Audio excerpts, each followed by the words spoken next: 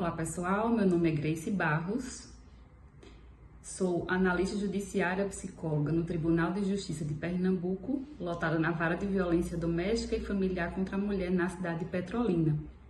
Venho aqui hoje apresentar esse trabalho intitulado Mulheres, Medidas Protetivas de Urgência e o Enfrentamento à Violência, a experiência do projeto Entre Elas no Judiciário do Sertão Pernambucano. Esse trabalho é em coautoria com as colegas Carielle Menezes, Iris Batista e Ana Clara Galdin.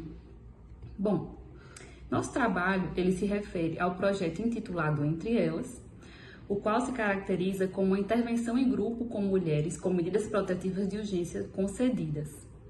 Essa ação ela é desenvolvida pelas profissionais do setor psicossocial da Vara, onde eu atuo, em colaboração com estagiárias do curso de Psicologia da Universidade Federal do Vale do São Francisco.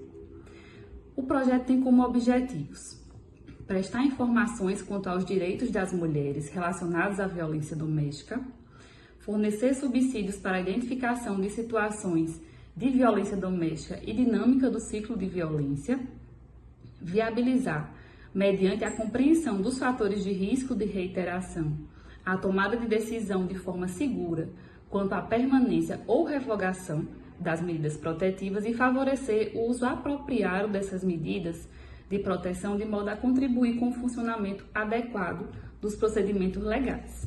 Quanto à metodologia, o Entre Elas se organiza a partir de uma inspiração na ideia de grupos operativos desenvolvidas pelo Pichon-Rivière e como grupo institucional, segundo a classificação do Zimmermann. Os grupos são fechados e compostos por uma única reunião com duração de cerca de 2h30 cada. Enquanto critérios de exclusão, podem participar mulheres adultas, oriundas, que tenham medidas oriundas de violência perpetrada por parceiro íntimo. Nosso trabalho se ancora nos referenciais teóricos relacionados à Lei Maria da Penha, ao ciclo de violência e à rede de enfrentamento. A dinâmica da reunião ela é iniciada a partir da apresentação de cada mulher e a verbalização quanto às expectativas em relação ao encontro. Na sequência, a exibição de um vídeo em relação à vivência da violência, com posterior discussão, com ênfase na questão do processo cíclico dos atos violentos. Posteriormente, é realizada uma atividade com o uso de cartões acerca das formas de violência.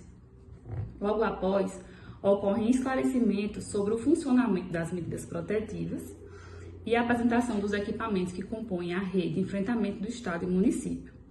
Ao final da intervenção, é realizada uma avaliação qualitativa do encontro, bem como a distribuição de materiais produzidos pela própria instituição. Bom, embora haja o planejamento da atividade, a tarefa em questão é desenvolvida de modo dialogado, de forma que o compartilhamento de experiências, exposição de dúvidas ou outras colocações pelas participantes ocorrem de modo livre ao longo de todo o encontro. Bom, feita essa introdução, gostaria de compartilhar com vocês algumas considerações que consideramos como resultados em relação a esse projeto.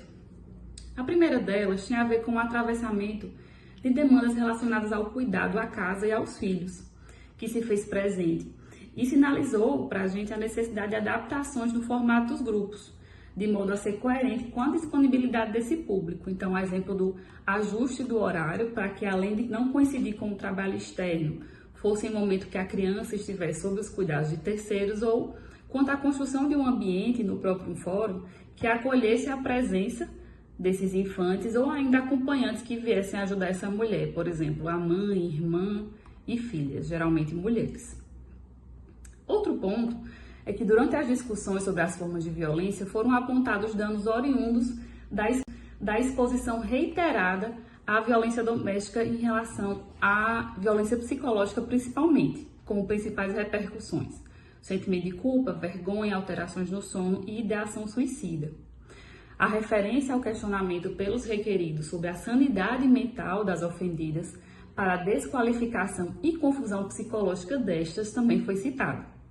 As participantes sinalizavam dificuldades no desempenho de suas rotinas diárias, apontando o uso de psicotrópicos e demandas por assistência psicológica, além de narradas percepções de interferência dos conflitos também na saúde mental dos filhos. A realidade das participantes com sofrimento psíquico, com deficiência ou que tinham filhos com deficiência também se apresentou como um contexto de maior vulnerabilidade em relação à extensão dos atos violentos e como elemento dificultador do rompimento do ciclo de violência, além da interferência dessas condições no acesso às políticas públicas. Foi também demonstrada reação de surpresa de algumas mulheres ao se darem conta da vivência de violências sexuais associadas aos seus direitos sexuais e reprodutivos, a exemplo da proibição do uso de métodos contraceptivos e indução ao aborto, bem como a ausência de consentimento nos atos sexuais. Essas atitudes, até então, não eram entendidas por elas como passíveis de punição criminal. Dentre as experiências em relação às medidas protetivas, foi identificado que algumas já requereram anteriormente medidas, outras destacaram percepção de adoção de comportamentos pacíficos pelo requerido após a medida protetiva, ou ainda algumas outras verbalizaram descumprimento por esses requeridos.